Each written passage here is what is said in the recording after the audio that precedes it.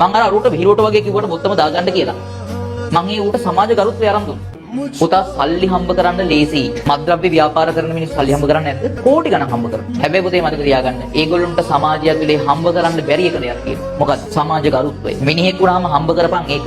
ඌ බොත්තම අරගෙන මාළ දාගෙන එළිය යනකොට අම්මෝ හොඳ වැදගත් මහත්තයෙක් කියලා නෙමෙයි ඌට මිනිස්සු කියන්නේ. අපෝ රස්තියාදුකාරයා.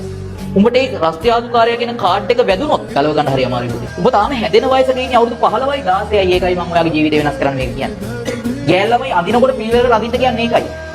ඔයා කැත විදිහට ඇඟ පේන්න ඇඟගෙන කියනකොට සමාජය ඔයාට වෙනම කාඩ් එකක් වදිනවා. ඔයාගේ චරිතේ කැලලක් කියන්නේ. ඒක ඇති කර ගන්න හරි අමාරුයි. ඒ ගරුත්වය ලැබෙන්නේ නැහැ. තමන්ගේ අතින් තමන්ගේ ජීවිතේට තමන්ගේ චරිතේ චූටි කැලලක්වත් වෙන්න චූටි දෙයකින්වත් ඉඩ තියන්න එපා.